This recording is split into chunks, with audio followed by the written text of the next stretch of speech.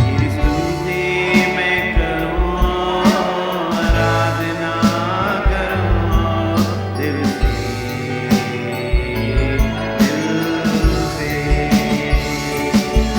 मेरी सांसों में तेरा नाम रहे, मेरी सांसों में तेरा नाम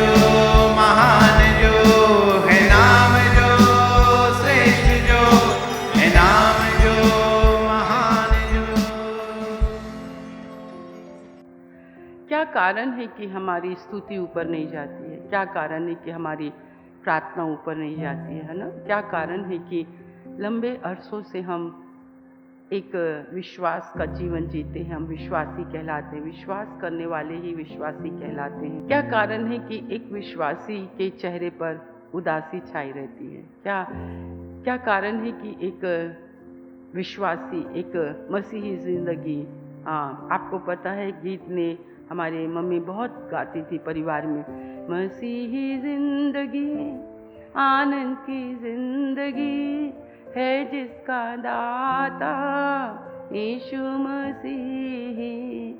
चाहे कष्ट आए चाहे नष्ट आए, यीशु है मेरा हमेशा साथी।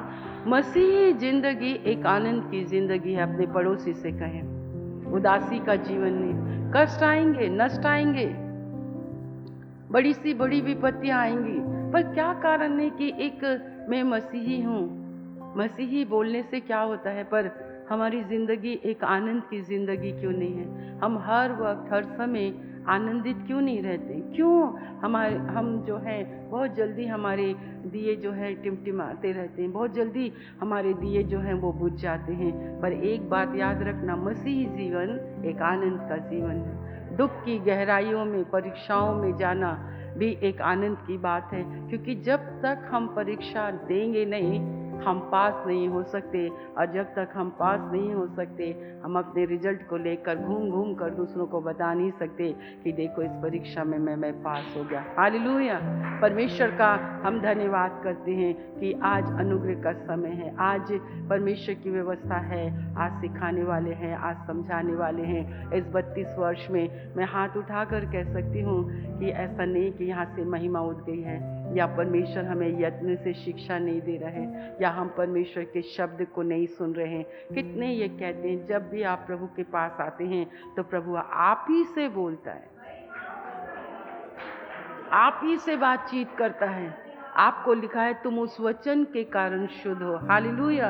हम परमेश्वर के वचन हमें शुद्ध करता है, हमें सुधारता है, हमें आत्मिक जन बनाता है। हमें परमेश्वर का वचन भलाई करने के लिए, है ना। देखना कई लोग बुराई करने के लिए तत्पर, मगर बहुत जल्दबाजी करते हैं। बुरा देखना, बुरा बोलना, किसी को झट एकदम से बुरा बोल देना, वो बहुत जल्दबाजी करते हैं। परंतु प्रभु का धन्यवाद, हम भलाई करने में बड़े क्षमा करने में बड़े जल्दबाज करते हैं। आप प्रेम करने में कई बार बड़ी जल्दबाजी कर देते हैं। दूसरे पर विश्वास और भरोसा करने में हम बहुत जल्दी जल्दबाजी कर देते हैं। परंतु परमेश्वर का धन्यवाद हो कि आज भी परमेश्वर की व्यवस्था है।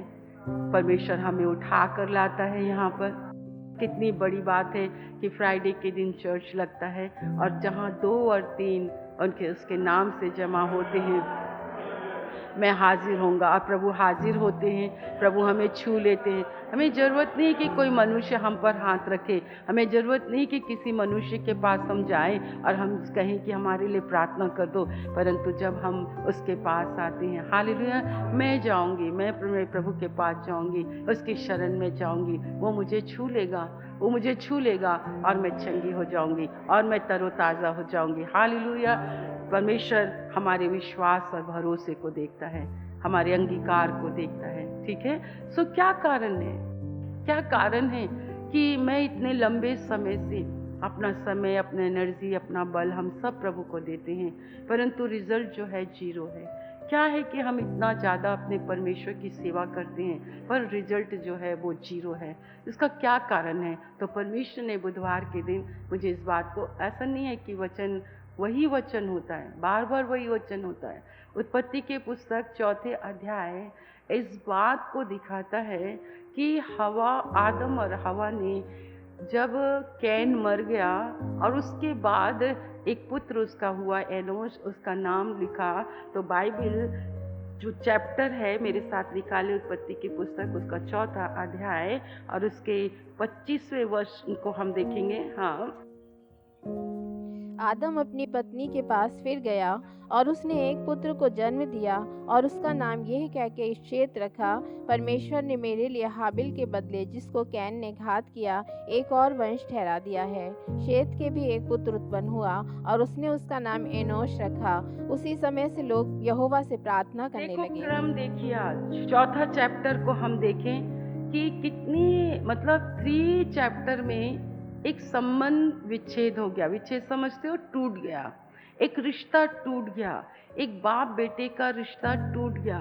जो बाप अपने बेटे से इतना क्लोज था, जो बाप ने अपने जीवन का सर्वोच्च अपने बेटे के अंदर डाल दिया, अपना जीवन डाल दिया, अपने गुणों को डाल दिया, अपना अधिकार उसको दे दिया, अपनी शक्ति उसको दे दिया, अपनी सामर्थ्य उसको दे दिया, अपने घर का अधिकारी उसे बना दिया, जगत का अधिकारी बना दिया। जिस जानवर को उसने बनाया, जिस फूलों को उसने बनाया, जिस सब्जियों को उसने बनाया, जिस फलों को उसने बनाया, उस सब के ऊपर उसको अधिकार दे दिया। क्या उड़ने वाला, क्या तैरने वाले, सब पर उसको अधिकार दे दिया।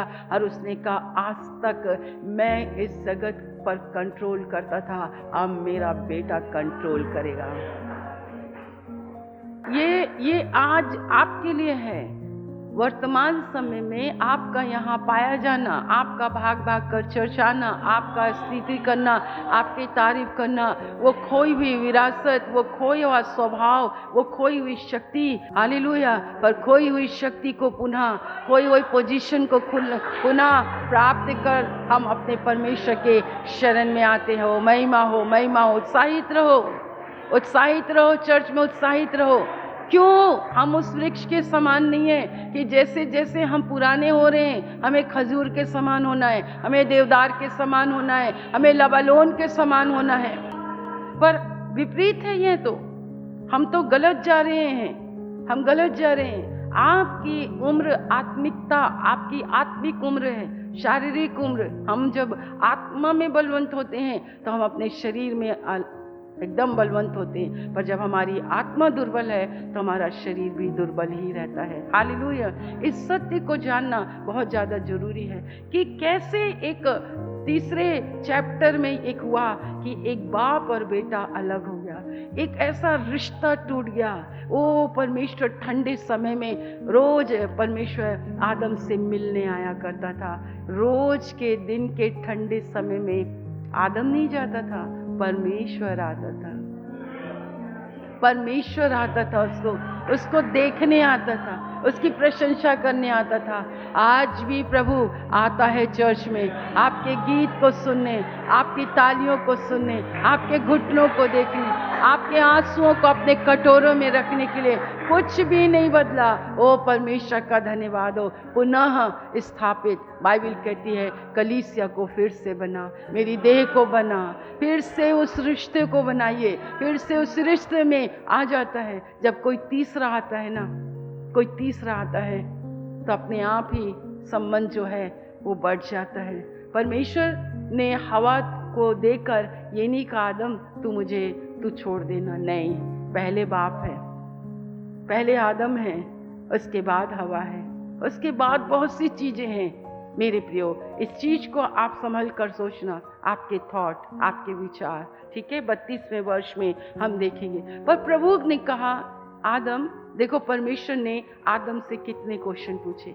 जब आदम पाप में गिरा तो परमेश्वर ने उससे क्या क्या पूछा, ध्यान से, आप ध्यान से पढ़ेंगे ना। जब परमेश्वर या परमेश्वर के जन आपसे प्रश्न करते हैं, आप ना सही जवाब देना। डॉक्टर्स को आप सही बताइए। आप डॉक्टर से छिपाएंगे, परमेश्वर से छिपाएंगे। वैसे तो प्रभु से कुछ चीजें छिपती नहीं है। यहाँ पर हम देख रहे हैं, दिन के ठंडे समय में आदम से मिलने परमेश्वर प्रतिदिन आया करता था, ठीक है। क्या कारण है? क्या कारण है कि हम प्रभु में बहुत परिश्रम करते हैं, हम दान देते हैं, स्तुति करते हैं, सेवा करते हैं, आराधना करते हैं, भाग भाग कर चर्च आते हैं। बहुत से लोग हमें कमेंट्स करते हैं, अरे तुम्हें और कुछ दिखाई नहीं देता चर्च के सिवाय, तुम्हें कुछ और दिखाई नहीं देता। हमारे पास कोई जवाब नहीं होता, हम उनके चेहरे को देखते ही रह जाते हैं। परंतु हमारे जीवन में कोई तब्दीली नहीं है, हमारी आशीषों में कोई तब्दीली नहीं है, हमारे स्वभाव में, हमारे आचरण में किसी प्रकार की कोई वो नहीं है। बाइबल तो कहती है दिया करो तो तुम्हें दिया जाएगा। वो हमें तो इतना हम देते, हमें तो कुछ मिलता ही नहीं। इतनी प्रार्थना करते, हमारी प्रार्थना तो सुनाई ही नहीं जाती। कितने वर्ष हो गए, परंतु मेरे प्रियो हर बातों का एक सा जवाब नहीं होता। परंतु धन्यवाद हो कि हम कारण ढूंढ सकते हैं, हम कारण ढूंढ सकते हैं कि ऐसा कौन सा कारण है। ठीक है, उसके एक वचन से हम देखेंगे। हाँ, यहोवा परमेश्वर ने जितने बनैले पशु बनाए थे उन सब में सर्प धूर्त था। उसने स्त्री से कहा, क्या सच है कि परमेश्वर ने कहा तुम इस वाटिका के किसी वृक्ष का फल ना खाना? स्त्री ने सर्प से कहा, इस वाटिका के वृक्षों के फल हम खा सकते हैं, पर जो वृक्ष वाटिका के बीच में है उसके फल के विषय में परमेश्वर ने कहा है कि ना तो तुम उसको खाना और ना उसको छूना, नहीं तो मर जाओगे। तब सर्प ने स्त्री से कहा, तुम निश्चय ना मरोगे, वरन परमेश्वर आप जानता है कि जिस दिन तुम उसका फल खाओगे उसी दिन तुम्हारी आंखें खुल जाएंगी और तुम भले बुरे का ज्ञान पाकर परमेश्वर के तुल्य हो जाओगे। अतः जब स्त्री ने देखा कि उस वृक्ष का फल खाने के लिए अच्छा और देखने में मनभाऊ और बुद्धि देने के लिए चाहने योग्य भी है, तब उसने उसमें से तोड़कर खाया और अपने पति को भी दिया और उसने भी खाया। तब उन दोनों की आंखें खुल गईं और उनको मालूम हुआ कि वे नंगे हैं, इसलिए उन्होंने अंजीर के पत्ते जोड़ जोड़ कर लंगोट बना लिए। तब यहोवा परमेश्वर जो दिन के ठंडे समय वाटिका में फिरता था का शब्द उनको सुनाई दिया। तब आदम और उसकी पत्नी वाटिका के वृक्षों के बीच यहोवा परमेश्वर से छिप गए। देखो, जो मनुष्य परमेश्वर से, परमेश्वर के लोगों से, परमेश्वर की उपस्थिति से मुंह छिपाता है, मनुष्य का पाप में गिरना ये वर्णन करता है, आज्ञा का उल्लंघन है ना। ये आप बार बार सुनते हैं और बार बार सुनते रहेंगे और बार बार आपको प्रकाश मिलेगा। ये आरंभ है, मनुष्य के पतित होने का आरंभ है। परंतु ये चैप्टर आप देखो कि सर्प है, अदन की वाटिका है, खुद परमेश्वर का घर है, अदन की वाटिका है, वहाँ पर आदम को रखा गया, वहाँ पर हवा को रखा गया, पर वहाँ पर एक धूर्त भी है। धूर्तता का मतलब है कि भेष को बदल लेना, है ना। जैसे हम प्रार्थनाओं में अपनी आवाज़ बदल लेते हैं, साउंड बदल लेते हैं, गीतों में अपने साउंड को बदल देंगे, कई बार वचन का प्रचार करते हुए बड़े प्रभावशाली ढंग से, हालांकि विश्वास तो होता नहीं है, गंभीरता तो होती नहीं है, लोगों को बताने के लिए बनावटी। धूर्तता का मतलब है वास्तविकता से बहुत दूर। शैतान आपके और मेरे जीवन में कैसे काम किया, वो 3 बैल की जो स्टोरी है वो आप कभी नहीं भूलना। उस शेर ने उसके कान में कुछ भी नहीं कहा था, पर उनको जिज्ञासा हुई। वो खड़े होके क्या बात कर रहे थे, वो क्या बोल रहे थे।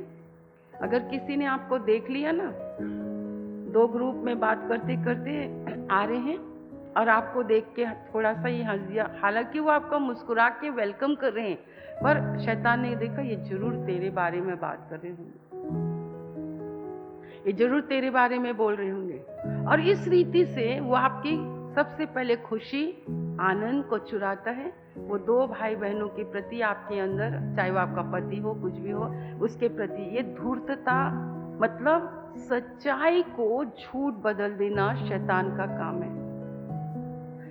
ये क्या कर रहा है, यहाँ पर हवा के अंदर जो कुछ हवा को सिखाया गया, जो कुछ 32 साल से आपको सिखाया गया, पौलुस गलातियों की कलीसिया से कहता है, मैं तुम्हारे साथ इतना आंसू बहा बहा कर तुम्हारी निर्बलताओं को सहता रहा, तुम्हारी घटी में साथ रहा, तुम्हारी बीमारी में साथ रहा, तुम्हारी चीजों में साथ। ध्यान से सुनना चर्च, गलातियों की कलीसिया में भी पौलुस के बाद बहुत से प्रचारक उठे, बहुत से ऐसे लोग उठे कि हम भी बहुत कुछ हैं, परंतु पौलुस ने देखा ये क्या बात हुई कि इतने दिनों से मैं तुम्हें सिखा रहा हूँ, तुम इतने जल्दी ये 4 दिन के आए हुए लोगों की बातों को सुनकर तुम इतने जल्दी विश्वास को तुम छोड़ रहे हो, मुझ प्रेरित को तुम छोड़ रहे हो, मुझ सिखाने वाले को तुम छोड़ रहे हो। कल तक तो चर्च में कखा गगा नहीं जानते थे, आज खुदा ने तुमको इतनी सामर्थ दी कि तुमने अपने अनुसार ऐसे उपदेशक बटोर लीजिए। मेरे को एक बात बताओ, डिक्शनरी तुम्हारे पास है, पर उसे खोलने की भी तो बुद्धि तुमको होनी चाहिए। अगर तुमने आज यीशु शब्द का अर्थ अगर समझ लिया है, तो तुम ये बताओ मुझे कि उस यीशु नाम के अर्थ को समझाने वाला कौन है? कौन बड़ा है? आज ये उपदेशक बड़े हैं कि जो तुम्हारे अंदर उन्होंने फाउंडेशन डाला है। तुम कैसे ऐसे मुकर रहे हो? तुम कैसे उपदेशक बन रहे हो? तुम कैसे शिक्षक बन रहे हो? तुम क्या कर रहे हो? मैं पॉइंट पर आ रही हूँ। इससे पहले कि आप अपने जीवन में खुदा को शिकायत करो, खुदा के लोगों को तुम कैसे उल्टे फिर गए। आदम और हवा खुदा के घर में, आदम और हवा खुदा के फल खा रहे हैं। आदम और हवा जो है महिमा के वस्त्रों से ढके हुए हैं परमेश्वर, परंतु धूर्त उसको अच्छा नहीं लगा इस महिमा के वस्त्रों को देखकर। उसने झूठ कहा, उसने छल कहा, उसने धूर्तता की, उसने चालाकी की। बड़ी चालाकी से शैतान आपको खुदा की हुजूरी से निकालता है। कल तक मेरी सोच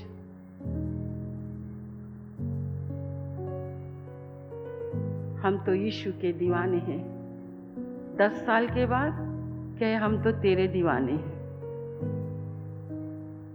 शादी आदि हो जाए, घर बना ले, गाड़ी कपड़ा सब हो जाए, इधर हो जाए उधर हो जाए, बस हमारी दुनिया चर्च के अंदर शादी करने की है। अब वो यीशु नहीं रह गया, अब वो बार यीशु हो गया। अब यीशु सेकंड स्थान पर हो गया। अब यीशु के थॉट्स, यीशु के लिए थॉट्स, यीशु के लिए जीना, अब वो मनुष्य के लिए जीना हो गया। अब वो मनुष्य के लिए ये चीजें हो गई। कब के कब आप चर्च में हैं, इबादत में हैं, आप गीत गा रहे। एक समय आप यीशु के लिए गाते थे, आज आप दूसरों के लिए गाते हैं, अपनी रात के लिए गाते। एनीवे वो सब अलग है, परंतु धूर्तता जिसमें सच्चाई का ना होना। कैन, तेरे मुंह में उदासी क्यों है? यदि तू भला करे तो क्या तेरा दान ग्रहण नहीं होगा?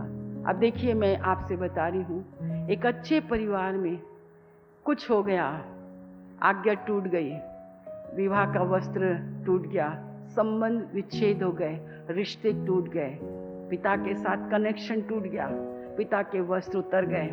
जहाँ सच्चाई थी वहाँ अंजीर के पत्ते आ गए। जहाँ पर जो अपने आप को कभी देख नहीं पाते थे, वो अपने आप को देखने लग गए। क्या देखा? सिर्फ बुरा ही देखा, परंतु परमेश्वर में कोई परिवर्तन नहीं आया। परमेश्वर की संगति में कोई गुड न्यूज इज़ा उस अदन की वाटिका में आज CLC कलीसिया आपकी जिंदगी में बहुत बदलाव आ गए, पर खुदा में एक भी बदलाव नहीं है। उसके रिश्ते में बदलाव नहीं है, उसके प्रेम में बदलाव नहीं है, उसकी संगति में बदलाव नहीं है, उसके आने में बदलाव नहीं है। मेरे प्रियो, वहाँ पर हुआ कि परमेश्वर दिन के ठंडे समय पर आया और उसने आदम से पहला प्रश्न पूछा। क्या पूछा? जोर से, तू कहाँ है? कहाँ हो तुम? कहाँ हो तुम? परमेश्वर कहता है चर्च के अंदर, परमेश्वर के दिल में, परमेश्वर की आंखों में, परमेश्वर के हृदय होठों में सबसे पहला प्रश्न, आदम तू कहाँ है? मैं छिप गया, मैं डर गया, मैं डर गया, मैं छिप गया। क्यों छिप गया आदम? तू क्यों छिप गया? अपने बाप से क्यों छिप गया? तू अपने बाप से क्यों डरने लगा? क्यों डरने लगा? क्यों डरने लगा? क्यों डरने लगा? परमेश्वर के जन से आज आप क्यों आज दूर होने लगे? क्यों डरने लगे? क्यों मिलावट आ गया? क्यों तुम्हारी बातों में चापलूसी आ गई? क्यों तुम्हारी बातों में लल्लो पत्तो आ गए? ये तो वही परमेश्वर का जन है, तुमको उंगली पकड़ कर चलना सिखाया। आप मेरे साथ घंटों समय व्यतीत करके देखो, कोई दूरी नहीं है। वहां कुछ हुआ, आदम के अंदर कुछ हुआ, हवा के साथ कुछ हुआ, वहां पर सच्चाई छिप गई, सच्चाई मिट गई, वहां पर धूर्तता आ गई, वहां पर झूठ आ गया, एक घर में लड़ाई आ गई, घर में संबंध विच्छेद हो गए, रिश्ते टूट गए। जिसके साथ कनेक्शन था, जिसके साथ कनेक्शन था, उस कनेक्शन टूट गया। परंतु फिर भी मेरा नम्र प्रभु, मेरा प्रेमी पिता उस सदन की वाटिका में वो आदम, वही प्यार था। आज 32वें वर्ष में वही प्यार है, नाम है। इब्राहिम को उसने कहा, मैंने तुझे नाम लेकर चुना, मैंने तुझे नाम लेकर बुलाया। आपको और उसने हमें नाम लेकर चुना, नाम लेकर बुलाया। ये पहली बार नहीं था कि परमेश्वर ने आदम को पुकारा कि बार बार अदन की वाटिका में, बार बार अदन की वाटिका में। मेरी मम्मा हमेशा कहती, मेरा एक यही बच्चा है जो मुझे हर वक्त कहता माँ माँ माँ। एक पुकार होती है एक बच्चे की, पर यहाँ पर लिखा है आदम नहीं पुकारता था, ओ परमेश्वर मेरे पिता मेरे पिता, पर यहाँ पर लिखा है आदम दिन के ठंडे समय में परमेश्वर से आता था। इस फ्राइडे, इस सैटरडे, वो चाहे आप अकेले बैठो, चाहे दो लोगों के साथ बैठो, वो तेरा परमेश्वर यहोवा तेरे बीच में है। वो तेरे बीच में डेरा करता है, तुझसे संगति करने के लिए आता है, तुझसे प्यार करता है। वो दिन के ठंडे समय में वो परमेश्वर वैसे ही आया और परमेश्वर ने आदम से सबसे पहला प्रश्न पूछा, आदम तू कहाँ है? फिर परमेश्वर ने वो आदम से दूसरा प्रश्न पूछा, किसने कहा कि तू नंगा है? किसने बोला तुम्हें कि तुम पापी हो? किसने बोला तुम्हें कि तुम दुष्ट हो? किसने कहा तुम्हारे विषय में बुरी बातें? किसने कहा तुम्हारे विषय में निंदा की बातें? किसने कहा? किसने कहा आदम तू मुझे बता, तुझे किसने बताया? परमेश्वर ने कितने प्रश्न आदम से पूछे। एक दुखद बातें हुई, परंतु चौथे अध्याय में आदम और हवा ने कुछ देखा, खुदा ने उन्हें एहसास दिलाया। फर्स्ट हाबिल खुदा के स्वभाव का बेटा हुआ, लिखा है। आइए चौथे अध्याय में हम देखें, मैं अपने मैसेज में जा रही हूँ। हाँ, जब आदम अपनी पत्नी हवा के पास गया, तब उसने गर्भवती होकर कैन को जन्म दिया और कहा, मैंने यहोवा की सहायता से एक पुरुष पाया है। उसने पहले परमेश्वर की संतानें ऐसी नहीं जन्म लेती थी। अब यहाँ पे शारीरिकता आ गई। आपकी जिंदगी में शारीरिकता और संसारिकता कब आ जाती है आपको पता ही नहीं चलता है। कैन पाप में गिरा हुआ पुत्र है, पाप के गिरने के बाद का पुत्र है। पाप में गिरने के बाद जो चीजें आप हासिल करते हैं, हम सच बोलते हैं, परंतु झूठ के द्वारा हमने बहुत कुछ, घर पा लिया, गाड़ी पा ली, हमने ऐसे पा लिया, हमने वैसे पा लिया। यहाँ पर लिखा है पिता के साथ जब कनेक्शन टूटा, एक आत्मिक परिवार से दोनों निकाले गए, परमेश्वर का न्याय उन पर प्रकट हुआ, चेंज हो गया। अब तू आराम से रोटी नहीं खाएगा, तू पसीना बहाकर रोटी खाएगा। हवा, तूने जो ऐसे किया, तूने हवा की बात सुनी, इसलिए तेरा मेरा परमेश्वर का न्याय ऐसा है। वो जब तुम परमेश्वर की ना सुनकर अपने मन और अपने शरीर की सुनते हो, आप कई बार आप शैतान की सुनने लग जाते। एक इंसान को पता नहीं चलता है कि परमेश्वर कब बोल रहा है और शैतान कब बोल रहा है और उसका मन कब बोल रहा है। आपको मालूम है, ये सबसे बड़ी प्रॉब्लम है। आपके पास ये परख ही नहीं है कि आप किसकी सुन रहे हो। आपके मन में जो आता है, बाइबल तो कहती है मनुष्य के पास एक बहुत बुरा मन है। मनुष्य की आत्मा आपने देखा कितनी वो है, नंगी आत्मा, ये पतित जीवन है। परंतु एक गुड न्यूज है कि परमेश्वर ने कहा तू कहाँ है। उसने कहा किसने तुझसे कहा, किसने तुझे बताया। फिर बातचीत शुरू हुई। आदम, तूने अपनी पत्नी के कारण, ओ चर्च कलीसिया मसीह की देह मेरी बुलाई गई बेटी, तूने संसार के कारण, तूने रीति रिवाज के कारण, समाज के भय के कारण, तेरे पति के कारण, तेरे फलाना के कारण तूने ये किया। इसलिए अब एक काम कर, अब तेरे को मैं आराम की जिंदगी नहीं दूंगा, जाओ इसमें खेती करो, एक भी तुमको किसी प्रकार का हथियार नहीं दूंगा। खेती करो, किसानी करो, फल उगाओ, ये करो वो करो। और तूने जो सर्प की बात सुनकर तूने किया, प्रसव पीड़ा के साथ तू अपने औलाद को जन्म देगी और हमेशा तेरी लालसा जो है ना तेरे पति की ओर होगी। तेरी लालसा तेरे पति की ओर होगी। तेरी लालसा 2-2 मिनट में बेचैनी, ओहो फोन कर करके कॉल कर करके बिल्कुल स्टाइल बाजी, ये श्रापित आत्मा है, बेचैनी की आत्मा, एक लालसा करने वाली आत्मा। चर्च के अंदर बार बार दरवाजे में जा रहे हैं, बार बार फोन खटखटा रहे हैं, बार बार वो कर रहे हैं, बार बार वो कर रहे हैं। तेरी लालसा तेरे पति की ओर होगी। ये न्याय है परमेश्वर का, आदम और हवा। और तू धूर्त इंसान, रूप बदलने वाला इंसान, हाँ बोली बदलने वाला इंसान, अपने रूप को बदलकर छल के साथ आकर धूर्त धूर्त, तू पेट के बल चला करेगा। एक वैसे हो गया। और ऐसी गिरावट में एक 2 शारीरिक मनुष्य ने एक दूसरे के पास गए, बोले अब तू अब ईश्वरी संतान उत्पन्न होना, परमेश्वर के स्वरूप में उत्पन्न होना बंद हो गया। अब तो आदम जब हवा के पास गया तो पतित जीवन में कैन को उसने जन्म दिया, कैन को उसने जन्म दिया। और देखो गिरावट कैसी हुई, जिंदगी में गिरावट कैसी होती है। परमेश्वर से आज्ञा पालन करने के बाद, अपनी इच्छा से सब कुछ प्राप्त करने के बाद, और सबसे बड़ी इच्छा आपको मालूम है क्या है? ध्यान दीजिएगा, आज भी जब तक यीशु मसीह बादलों पर नहीं आ जाएंगे तब तक शैतान आपके मन को छलता रहेगा। तुझे क्या मिला इतनी सेवा करके, तुझे क्या मिला परमेश्वर के पीछे चलकर, है मालूम है?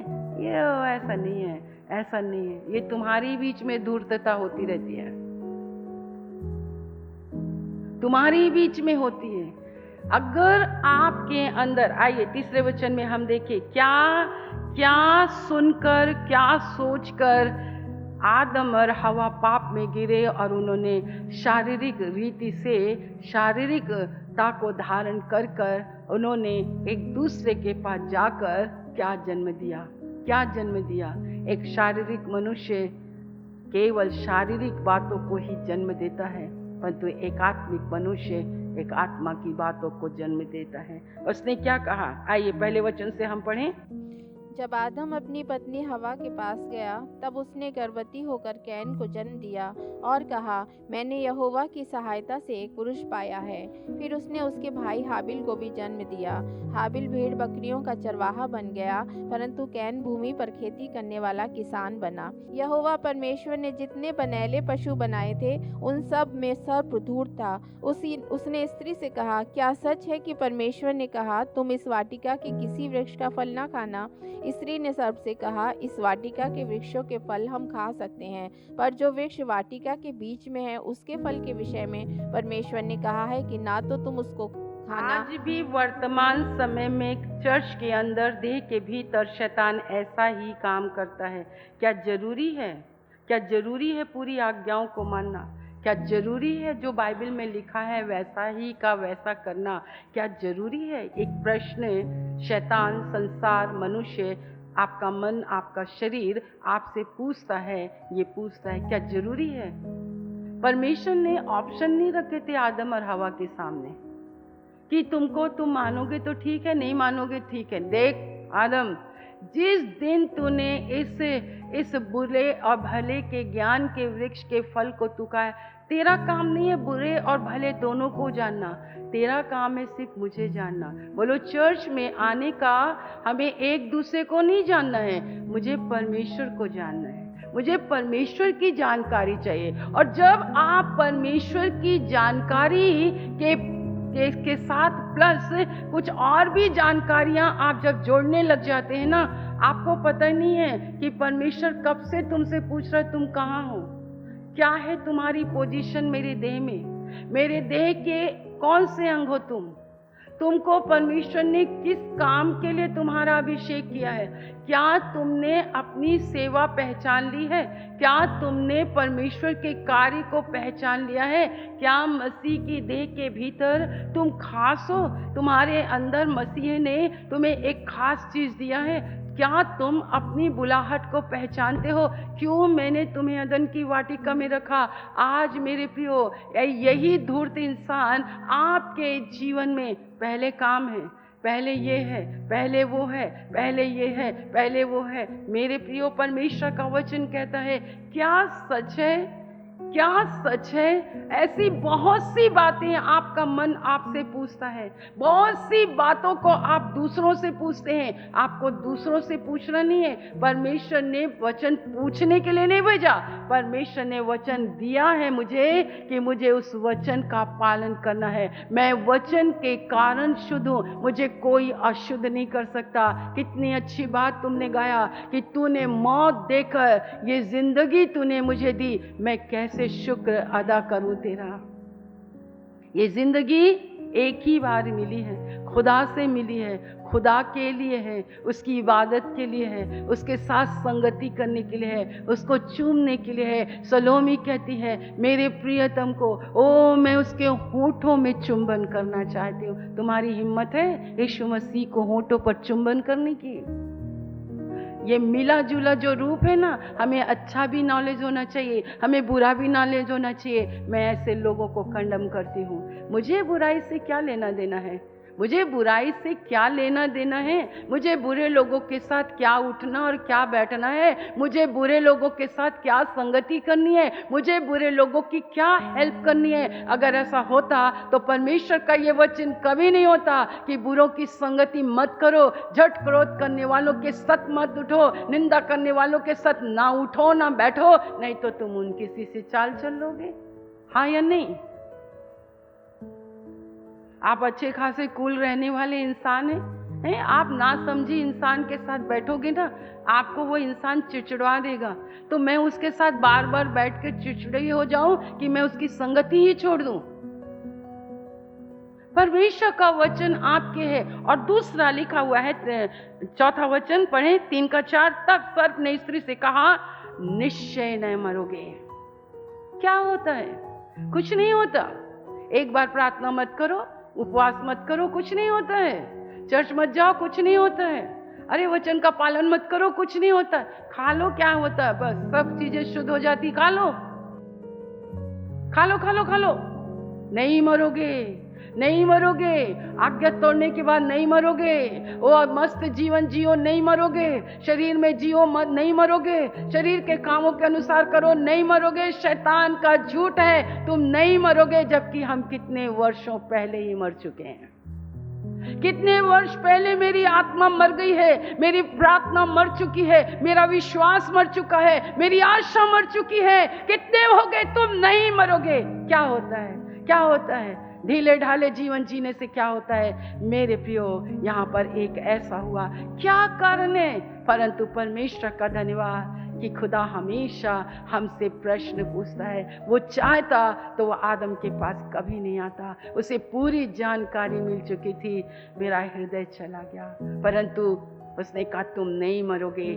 परंतु तुम खुद, परमेश्वर जानता है, जिस दिन तुम इस फल को खा लोगे ना, तुम उसके तुल्य हो जाओगे, तुम उसके समान हो जाओगे। भयंकर पाप जो मसीह की देह में आपके और मेरे अंदर है, हम सीखना नहीं चाहते, हम बैठना नहीं चाहते, हम सिखाना चाहते हैं। हम बड़ा नाम चाहते हैं, बड़ा पद चाहते हैं। ओ चर्च के भीतर डिकन, चर्च के भीतर प्रेरी, ओ चर्च के भीतर सामर्थ्य के काम करने वाले, चर्च के भीतर चंगा करने वाले। ओ हम तो लीडर हैं, हम तो ऐसे हैं, हम वैसे हैं। हमें दुआ करने नहीं दिया गया, हमें बोलने के लिए नहीं दिया गया, अरे हमको गाना गाने के लिए नहीं दिया। हम चर्च के अंदर आते हैं, एक अरमान लेकर आते हैं, आज तो मुझे दुआ दिया जाएगा। कस के लंबी चौड़ी दुआ करूंगी। तुम किस भावना से चर्च में आते हो? अवसर पाने के लिए? वो चर्च के भीतर वो जानते हैं वो तुमको कोई पोजीशन नहीं मिलेगा। मुझे क्या पोजीशन की जरूरत है? मेरे परमेश्वर ने तो मुझे ऊपर से लेकर नीचे तक पोजीशन दे दिया है। जाओ ना संसार में वेदी बनाओ, जाओ संसार में हिलर बनो, जाओ संसार के अंदर करो। संसार में नहीं जाना है, वेदी नहीं बनानी है हमें तो यहीं बैठकर हमें बनना है, कुछ बनना है, हमें कुछ बनना है। मेरे प्रियो, अपनी आंखों को बंद करें और अपने प्रभु से कहें, मेरे विचारों को शुद्ध कर, मेरी भावनाओं को शुद्ध कर। ओ मुझे चाहे इस चर्च में प्रार्थना करने के लिए दें या ना दें, मुझे वचन का प्रचार करने के लिए दें या ना दें, इस चर्च के अंदर मेरी कोई पहचान नहीं। ओ मैं तो शुरू से पहचान मुझे मिली है, मैं मसीह की देह हूँ। मसीह ने मुझे मोल लेकर खरीदा है, उसने मुझे अपना बनाया है। ओ मैं तो उसकी हूँ। ओ हमें हवा के समान धूर्त की बातों में नहीं आना है, और ऐसे कैन को जन्म मत दीजिए।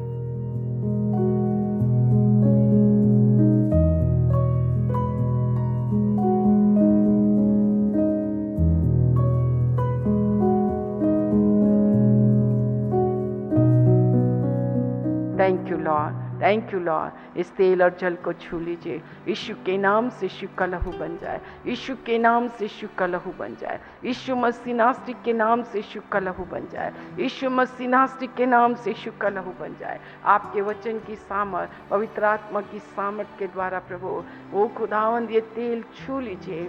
जो कोई बंधुआई में है, पाप की और शैतान की, निर्धनता की, रोग और बीमारी, यीशु के नाम से यीशु के लहू से नष्ट हो मेरे प्रभु, नष्ट हो जाए, और उन्हें बाहर निकालिए प्रभु, उन्हें बाहर निकालिए मेरे परमेश्वर पिता, ताकि वो आपको जाने पहचाने, उनका जीवन आपके हाथों के द्वारा संवारा जाए, एक एक के ऊपर आपका हाथ पाया जाए। एक एक को छू लीजिए। जो कोई विश्वास से पिए लगाए वो चंगा हो जाए मेरे परमेश्वर। अगर अड़ोसी पड़ोसी कोई बीमार हो मेरे परमेश्वर, जब उन्हें दें वो भी चंगा हो जाए। हालेलुया। लोगों को परमेश्वर बाहर निकालिए अंधकार की शक्तियों से, और लोग आपकी शरण में आए और परमेश्वर आशीषित हो, और मेरे प्रभु परमेश्वर पिता उनके जीवन में आपका राज्य स्थापित हो। आपने सुना है, धन्यवाद यीशु के नाम से, आमीन।